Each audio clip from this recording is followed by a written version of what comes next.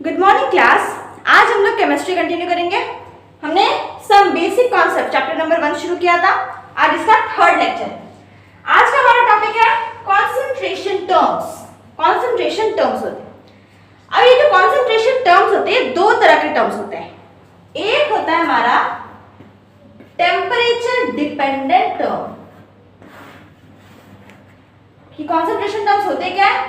ये वो टर्म्स है जिनकी मदद से हम कैलकुलेशन कर सकते हैं और हमारी कैलकुलेशन ज्यादा आसान हो सकती है कोई भी मैटर के लिए। दूसरी होता है टेम्परेचर इंडिपेंडेंट। तो इसे हम डिस्टिंग्विश कैसे करते हैं, कौन से टेम्परेचर डिपेंडेंट है, कौन से टेम्परेचर इंडिपेंडेंट है। जो टेम्परेचर डिपेंडेंट होंगे उनमें हमेशा वॉल्यूम होगा, वॉल्यूम प्रेजेंट होगा और ऑफ कोर्स इसमें नहीं होगा। तो जिसमें वॉल्यूम प्रेजेंट होता है वो टेम्परेचर पे डिपेंड करता है ना। वॉल्यूम, टेम्परेचर बढ़ाने से वॉल्यूम बढ़ता है, टेम्परेचर घटाने से वॉल्यूम कम होता है। तो इसीलिए क्योंकि ये तो V is directly proportional to T, ये हमने पिछले क्लास में पढ़ लिया है। टेम्परेचर बढ़ाएंगे तो वॉल्यूम बढ़ जाएगा, यानी कि टेम्परेचर वॉल्यूम पे डिपेंड करता है और किसी चीज पे डिपेंड नहीं करता। तो इसलिए जो जो टर्म्स में वॉल्यूम होगा वो टर्म्स टेम्परेचर डिपेंडेंट होंगे, जिनमें वॉल्यूम नहीं होगा वो टेम्परेचर इंडिपेंडेंट होंगे। सबसे पहले ग्रुप ऑफ टर्म्स हम बात करें तो वो है परसेंटेज टर्म्स। परसेंटेज हमें निकालना आता है। परसेंटेज कैसे निकालते हैं? अगर किसी कंपाउंड का मुझे परसेंटेज निकालना होता है तो मैं क्या करती हूँ, गिवन अमाउंट, उस कंपाउंड का गिवन अमाउंट लेती हूँ, उसके बाद टोटल करती हूँ, तो जो टोटल अमाउंट है इनटू 100 करते हैं, तो ऐसे हमारा परसेंटेज निकल जाता है। ये तो परसेंटेज का नॉर्मल फॉर्मूला है। तो परसेंटेज टर्म्स के अंदर 3 टर्म्स आते हैं। पहला परसेंटेज वेट बाय वेट या फिर mass by mass. W by W मतलब मास बाय मास या फिर वेट बाय वेट, यानी कि वेट ऑफ सल्यूट। सल्यूट के केस में हम जब भी वॉल्यूम या फिर वेट कुछ भी मेजर करते हैं तो हम W2 लिखते हैं। ठीक है, 2 हमेशा सल्यूट के लिए होता है, 1 हमेशा सॉल्वेंट के लिए होता है। ये बस एक तरीका है रिप्रेजेंट करने का। तो वेट ऑफ सल्यूट अपॉन में वेट ऑफ सॉल्यूशन इनटू 100। ये क्या है? Weight by weight, percentage weight by weight. अब परसेंटेज मास बाय वॉल्यूम या फिर वेट बाय वॉल्यूम, उसका कैसे करेंगे? वेट ऑफ सल्यूट अपॉन में volume of solution VT into 100। फिर आता है volume by volume, volume of solute upon में टोटल वॉल्यूम इनटू 100। ये 3 हमारे हो गए परसेंटेज टर्म्स। अब अगर इसमें मुझसे पूछे कौन सा टेम्परेचर इंडिपेंडेंट है, तो मैं देखूंगी इसमें वॉल्यूम है तो ये तो टेम्परेचर पर डिपेंड करता है। इसमें तो दो वॉल्यूम है, ये तो ऑफ कोर्स करता है। इसमें कोई वॉल्यूम नहीं है, यानी कि ये क्या हो गया? ये हो गया टेम्परेचर इंडिपेंडेंट है। तो अगर मुझसे पूछे कौन सा परसेंटेज टर्म है जो टेम्परेचर इंडिपेंडेंट है, तो आंसर क्या होगा? परसेंटेज वेट बाय वेट या फिर percentage mass by mass term. अब आते हैं हम फ्रैक्शन टर्म्स पे। हमने पढ़ा परसेंटेज टर्म। फ्रैक्शन टर्म क्या होगा? किसी चीज का अगर मुझे फ्रैक्शन निकालना है, जैसे कि फ्रैक्शन ऑफ ए, मान लो ए कोई कंपाउंड है, तो क्या करूंगी? उसका जिसका ये फ्रैक्शन निकालना, मान लो कि वेट दिया हुआ है, तो वेट ऑफ ए अपॉन में वेट ऑफ टोटल इनटू 100। जैसा फर्स्ट वाला है मास फ्रैक्शन, जब मुझे मास के टर्म्स में लिखना हो तो मास फ्रैक्शन लिखूंगी, उसका वेट या फिर उसका मास अपॉन में टोटल मास इनटू 100 जब लिखेंगे तो वो परसेंटेज हो जाएगा। सॉरी, ये हो गया फ्रैक्शन। अगर मुझे इसका परसेंटेज निकालना होगा तो मैं क्या करूंगी? सिंपल, इसको मैं 100 से मल्टीप्लाई कर दूंगी। इसे हमने बोला क्या? Weight by weight percentage. हाँ, तो फ्रैक्शन निकालना होगा तो मुझे उसमें 100 से मल्टीप्लाई करने की जरूरत नहीं है, परसेंटेज निकालने के लिए 100 से मल्टीप्लाई होता है।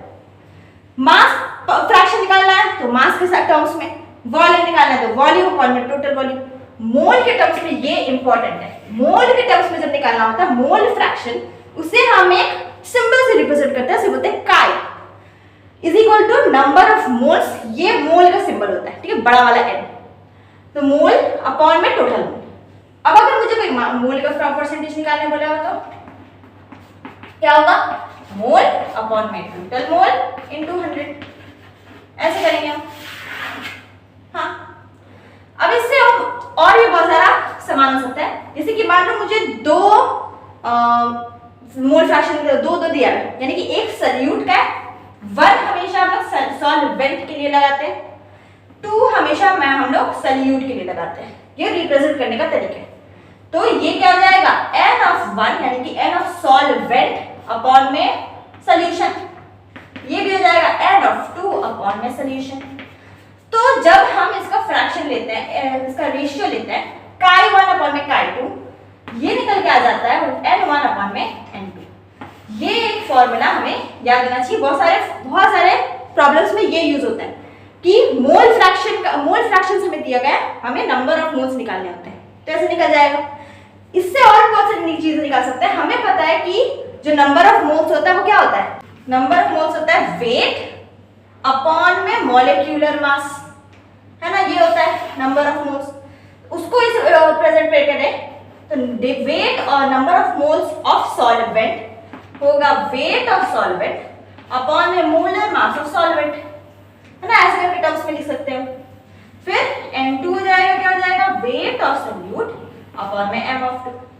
तो इसी फॉर्मूला को मॉडिफाई कर सकते हैं, x1 अपॉन में x2 is equal to w1 upon में w2 इनटू m2 अपॉन में m1। ये एक और फॉर्मूला बन गया हमारा मोल फ्रैक्शन का। अब इससे एक और फॉर्मूला बन सकता है। हमें पता है कि एक जो सोल्यूशन होती है, एक अगर मैं सोल्यूशन लूं तो उसमें क्या होता है, दो ही चीजें तो होती है, एक होता है सॉल्यूट, एक होता है सॉल्वेंट, दो ही समान होता है एक सोल्यूशन में। यानी कि अगर मुझे इसका पता है मोल फ्रैक्शन और इसका मोल फ्रैक्शन मुझे पता है, तो ये हमेशा इक्वल होगा 1 से।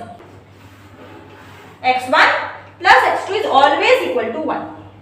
तो ये 3 फॉर्मूला हमारे मोल फ्रैक्शन के हो गए। उसके बावजूद मास फ्रैक्शन और वॉल्यूम फ्रैक्शन दो अलग फ्रैक्शन टर्म्स हैं। इसमें से ये दोनों क्या हो गए, टेम्परेचर इंडिपेंडेंट, ये वाला क्या है, टेम्परेचर डिपेंडेंट, क्योंकि इसमें वॉल्यूम है तो टेम्परेचर डिपेंडेंट सिर्फ ये है, बाकी दोनों टेम्परेचर इंडिपेंडेंट है। पार्ट टर्म्स में दो हमारे पास पार्ट टर्म्स है, क्या, पार्ट्स पर मिलियन, यानी कि वेट ऑफ सॉल्यूट या फिर वेट ऑफ कुछ भी सॉल्वेंट चाहिए या सॉल्यूट चाहिए अपॉन में total weight into 10 to the power of 6। अगर मुझे परसेंटेज, नॉर्मल परसेंटेज निकालना होता है, परसेंटेज, तो हम लोग क्या करते हैं, वेट अपॉन में total weight into 10 to the power of 2 यानी कि 100 करते हैं। अगर मुझे मिलियन दिया होता है तो मैं 10 टू द पावर ऑफ 6 लिखते हैं। अगर बिलियन लिखा होता है तो 10 टू द पावर ऑफ 9 लिखते हैं। ये मैंने लिखा वेट बाय वेट के टर्म्स में, इसे हम वेट बाय वॉल्यूम के टर्म्स में या फिर वॉल्यूम बाय वॉल्यूम के टर्म्स में भी लिख सकते हैं। तो उसके लिए क्या करना है, मिलियन जब भी होगा तो 10 टू द पावर ऑफ 6 होगा और बिलियन जब होगा तो 10 टू द पावर ऑफ 9 होगा। ठीक है, अब आते हैं मोलालिटी पे। मोलालिटी को हम रिप्रेजेंट करते हैं स्मॉल m से। ये क्या है, number of moles of solute upon में weight of solvent in kg। ठीक है, number of moles of solute, क्योंकि 2 किसके लिए होता है, सॉल्यूट के लिए, अपॉन में weight of solvent in kg। हमेशा हम लोग वेट ऑफ सॉल्यूशन लेते हैं। मोलालिटी इकलौता सा केस है जिसमें वेट ऑफ सॉल्वेंट लेते हैं। ठीक है, इसे हम और भी टर्म्स में लिख सकते हैं, जैसे कि kg की जगह मैं यहाँ पे ग्राम लिख दूं तो कैसे होगा, वेट ऑफ 1 इन ग्राम होगा तो ऊपर 1000 आ जाएगा ऑफ कोर्स। हाँ, ये एक और फॉर्मूला बन गया। इसके अलावा अगर मैं इसे खोल दूं, नंबर ऑफ मोल्स को खोल दें तो क्या बनेगा, वेट ऑफ सॉल्यूट अपॉन में मास of solute, molar mass of solute into wait of solvent into ऊपर 100 ऊपर 1000 अगर ये ग्राम में है तो। अब इससे और कैसे मॉडिफाई कर सकते हैं, इसे हम एक चीज लिख सकते हैं, हाँ, क्या इसे मैं ऐसे लिख सकती हूँ, वेट ऑफ 1 अपॉन में m1 इनटू m1, है ना, ऊपर नीचे दोनों से मल्टीप्लाई डिवाइड कर दिया, यानी कि इसको काट छाट के सेम हुआ। ये मैंने क्यों किया, ये हो गया हमारा number of moles of solute, ये हो गया number of moles of solvent. अगर मुझे कोई सवाल में ऐसे दिया कि number of moles of solute दिया है, number of moles of solvent दिया है और सॉल्वेंट का मुझे मोलर मास दिया हुआ है, तो हम कैसे निकालेंगे, ये एक और फॉर्मूला बन गया। अब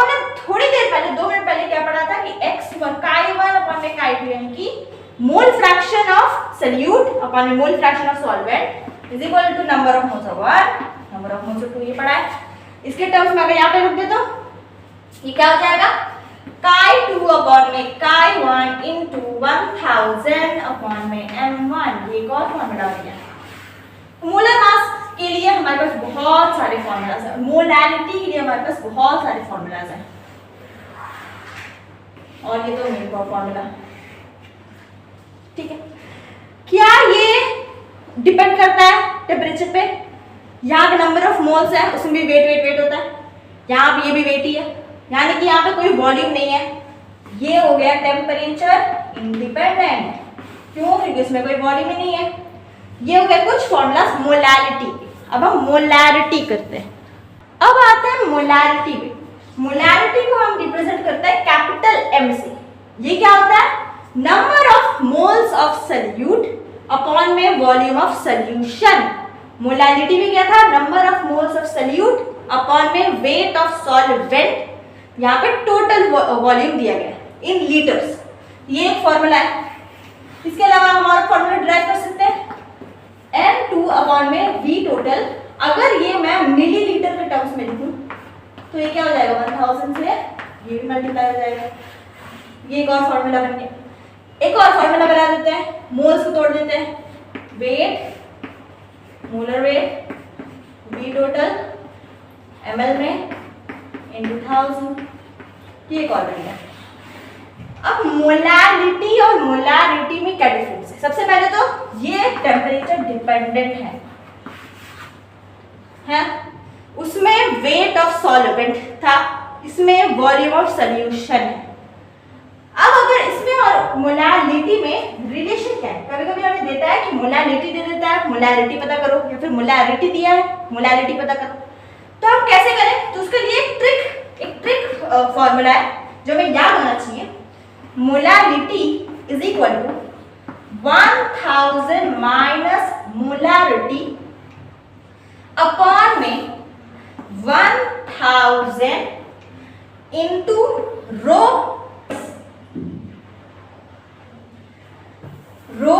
माइनस m2। ये फॉर्मूला है। इसमें क्या क्या है? इसमें स्मॉल m क्या है? हमारा मोलैरिटी। हाँ, कैपिटल M है हमारा मोलैरिटी। हाँ, और क्या क्या है? रो है हमारा डेंसिटी ऑफ सॉल्यूशन। और लग गया m2 है हमारा मॉलिक्यूलर मास ऑफ सॉल्यूट। ये फॉर्मूला बहुत इंपॉर्टेंट है, हमें याद होना चाहिए। Molarity is equal to 1000 minus m, 1000 rho minus m2। Molarity और मास परसेंटेज के टर्म्स में अगर हमें लिखा हो, यानी कि तो कुछ मास दे दिया है हमें, मास का परसेंटेज, वेट बाय वेट हो, चाहे वेट बाय वेट हो, चाहे वेट बाय वॉल्यूम हो, चाहे वॉल्यूम बाय वॉल्यूम हो, सबका एक ही फॉर्मूला लगेगा। क्या फॉर्मूला है वो? Capital M is equal to 10A rho upon में m2। Capital M is equal to 10A rho upon में m2। यहाँ पे A क्या है? परसेंटेज है, परसेंटेज टर्म्स है, सारे परसेंटेज टर्म्स। ठीक है, रो ऑफ कोर्स डेंसिटी है, m2 हमारा मोलर मास है, मॉलिक्यूलर मास ऑफ सॉल्यूट, और ये हमारा मोलैरिटी है, मोलैरिटी।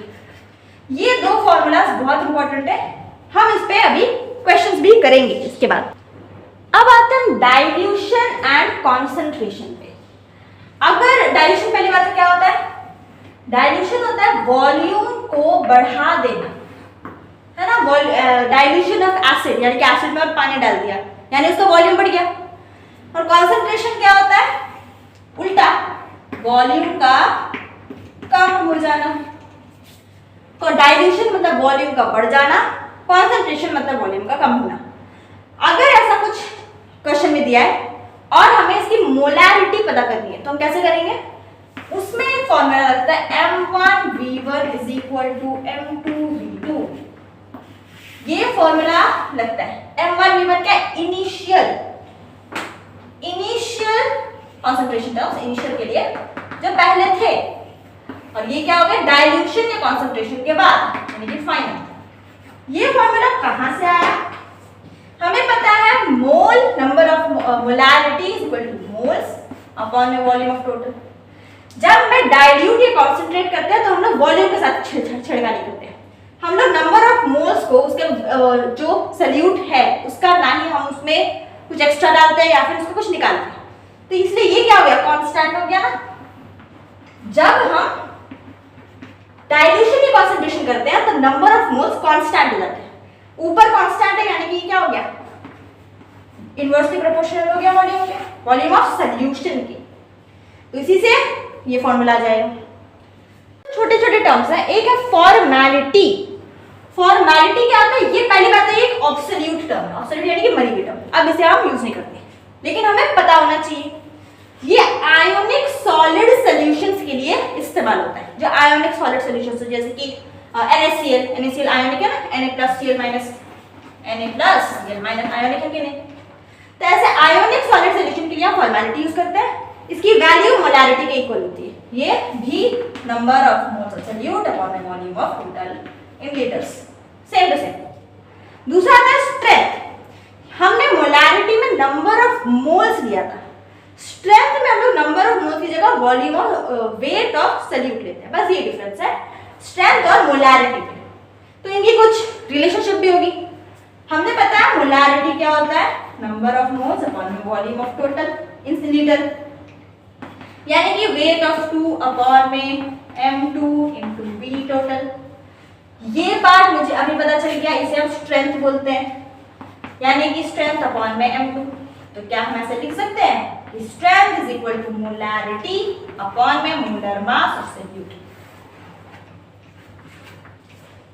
ये दो फॉर्मूला।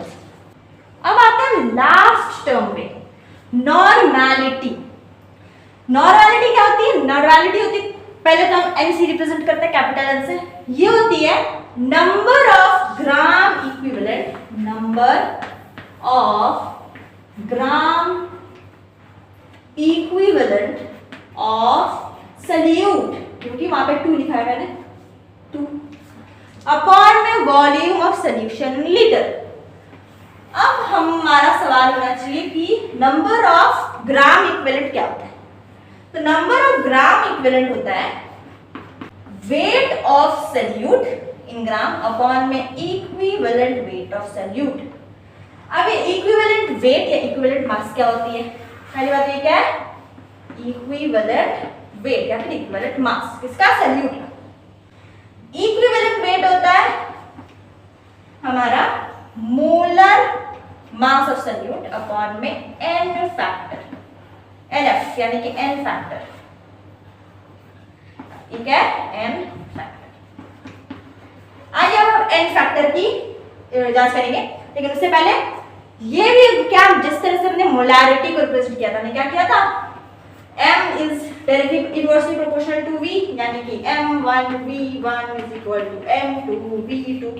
इसका एक ग्राफ मैंने नहीं बनाया, इसका ग्राफ अगर पूछे, ये है मोलैरिटी, ये है वॉल्यूम, तो इसका ग्राफ हाइपरबोला होता है। ठीक है, हमने पढ़ लिया है ना कि y inversely proportional to x ऐसा कोई ग्राफ हो तो वो रेक्टेंगुलर हाइपरबोला है, हमने कल की क्लास में पढ़ा है।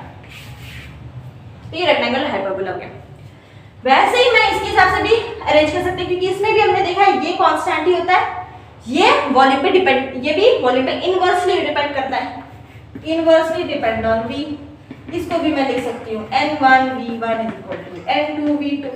इसका भी मुझे ग्राफ पूछेगा n और v का, तो हम रेक्टेंगुलर हाइपरबोला देंगे। अब बात करते हैं n फैक्टर की, n फैक्टर क्या है और कैसे निकलता है।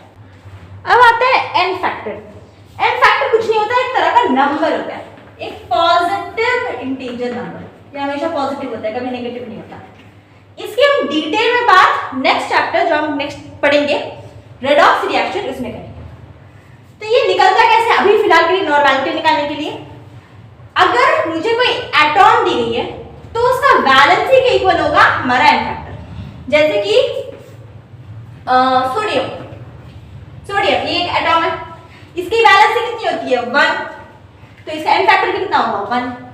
अगर मुझे दिया है क्लोरीन, कायदे से इसकी वैलेंसी होती है -1, लेकिन मैंने यहाँ पे मॉड लगाया है, इस लंबे लंबे लाइन से क्या बोलते हैं मॉड जब लगता है तो उसके माइनस हमेशा प्लस हो जाता है, ये हमेशा प्लस रखने में मदद करता है मॉड। तो जब जब मुझे सिर्फ फ्री एटॉम्स दिए गए तो मैंने उसका वैलेंसी लिखा। अगर मुझे आयंस दिए जाएंगे तो मैं चार्ज लिखूंगी, Na+ के लिए +1, क्लोरीन माइनस के लिए -1, लेकिन मॉड लगा दिया यानी कि 1। हाँ, अगर मुझे एसिड दिया है तो उसका हाइड्रोजन आयन कितना उसने निकाला, जैसे कि अगर HCl इसमें सिर्फ एक ही H है यानी कि 1, H2SO4 ये अगर ये टूट रहा है कोई रिएक्शन पे HSO4- के लिए तब इसका एन फैक्टर हो जाएगा 1। अगर ये टूटेगा SO4 2- में तब इसका एन फैक्टर हो जाएगा 2। ये वेरिएबल एन फैक्टर शो कर सकता है डिपेंडिंग ऑन द रिएक्शन। अगर बेसिस हो तो भी सेम, जैसे कि KOH ये हो गया 1, CaOH होल ट्वाइस 2 OH है यानी कि 2, and same to same. Salt अगर होगा तो या तो कैटायन का चार्ज ले या तो एनायन का चार्ज ले। NaCl इसका कैटायन कौन है Na, इसका चार्ज कितना होता है +1, या फिर मैं एनायन का लूं, इसका चार्ज कितना होता है -1, यानी कि ओवरऑल इसका एन फैक्टर हो गया 1। CaCl2 इसका चार्ज कितना होता है +2, इसका चार्ज होता -1 है लेकिन यहाँ पे 2 लिया मैंने यानी कि 2 × -1 यानी कि 2, तो इसका भी एन फैक्टर हो गया 2। लास्ट आते हैं रिएक्शन पे। कोई रिएक्शन हो रही है, अगर कोई रिएक्शन ऐसे हो रही है Ca+2 इलेक्ट्रॉन्स लेंगे तो Ca बन जाएगा, ये हाफ रिएक्शन जिसे हम बोलते हैं, अगले चैप्टर में बात करेंगे। तो जितना उसका इलेक्ट्रॉन इन्वॉल्व हुआ रिएक्शन में उतना उसका एन फैक्टर होगा। यहाँ पे 2 इलेक्ट्रॉन इन्वॉल्व था, एन फैक्टर हो गया 2। अगर हम Na में प्लस इलेक्ट्रॉन Na गया बन गया Na+, क्या करके एक इलेक्ट्रॉन देगा ऑफकोर्स तभी तो बनेगा ये Na+, यानी कि इसमें कितना एन फैक्टर है 1। ऐसे करके हम एन फैक्टर की वैल्यू सॉल्व करेंगे। सवाल है caffeine has a molecular weight of 194, it contains 28.9% biomass of nitrogen, number of atoms of nitrogen in one molecule is। तो सबसे पहले हम आते हैं, ये चीज हमने आज पढ़ी है, क्या दिया बाय मास यानी कि वेट बाय वेट वाला। हमने क्या पढ़ा था, वेट बाय वेट वाला परसेंटेज क्या होता है, वेट अपॉन में टोटल इनटू 100। हाँ, यानी कि इसको अगर मैं वर्ड्स के टर्म्स में लिखूं तो हम क्या करेंगे, बोलेंगे कि इतना कुछ ग्राम, इतने ग्राम सल्यूट, इतने ग्राम सोल्यूशन में है, हाँ? यानी कि 28.9% का मतलब है 28.9 ग्राम सल्यूट। सल्यूट यहाँ पे क्या है, नाइट्रोजन, इन 100 ग्राम सॉल्वेंट सोल्यूशन। क्यों? क्योंकि अगर यहाँ पे 100 होगा तो 100 कट जाएगा, 28.9 बचेगा, इसीलिए। तो 28.9 gram nitrogen in 100 gram solution. अब मुझे दिया गया है कि caffeine has a molecular weight of 194, यानी कि 194 ग्राम कैफीन में, कैफीन यानी कि सोल्यूशन, ये सोल्यूशन यहाँ पे क्या है, कैफीन है। इतना ग्राम कैफीन में अगर इतना ग्राम नाइट्रोजन था तो ये टोटल ग्राम कैफीन में कितना ग्राम नाइट्रोजन होगा। अगर हम ये कर लेंगे तो हमें पता चल जाएगा कि 1 मॉलिक्यूल, एक मॉलिक्यूल कैफीन में कितना एटॉम चाहिए मुझे, तो पहले मुझे उसका ग्राम तो निकालना पड़ेगा ना, यानी कि मुझे चाहिए 194 ग्राम कैफीन, यानी कि 28.9 अपॉन में 100 इंटू 194 ऐसे लिखिएगा।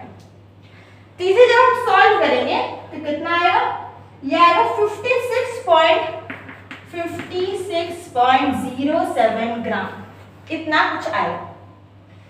अब मुझे तो ग्राम में निकालना था, मुझे चाहिए था नंबर ऑफ एटॉम्स। तो एक एटॉम नाइट्रोजन का कितना ग्राम होता है, उसका मास कितना होता है 14 है ना, नाइट्रोजन इज इक्वल टू 14 उसका मॉलिक्यूलर वेट है। तो नंबर अगर मुझे पता करना है तो जितना ग्राम मुझे दिया गया है 56.07 अपॉन में जितना एक एटॉम का मास है उसको सॉल्व करेंगे, आंसर आएगा पूरा। अब हमारा नेक्स्ट क्वेश्चन है, the molarity of solution obtained by mixing 750 ml of 0.5 molar HCl with 250 ml of 2 molar HCl will be, यानी कि दो सोल्यूशन है सेम HCl वाला सोल्यूशन, वो दोनों को हमने मिक्स किया तो जो नया सोल्यूशन बना उसका मोलैरिटी कितना होगा। अब हमने क्या पढ़ा है, हमने एक फॉर्मूला पढ़ा है ना, M1V1 is equal to M2V2। हाँ, तो अगर इस फॉर्मूला के टर्म्स में लिखूं, इनिशियली मेरे पास कितने कितने क्या क्या था, मोल इनिशियल एक मोल था हमारा 0.5 मोलर इनटू उसका वॉल्यूम कितना है 750 ml, दूसरा हमारा 2 m है 2 इंटू 250 ml, ये है हमारा इनिशियल क्वांटिटी। फाइनल में हमें M2 नहीं पता, इसका वॉल्यूम कितना होगा 750 प्लस 250 कितना होता है 1000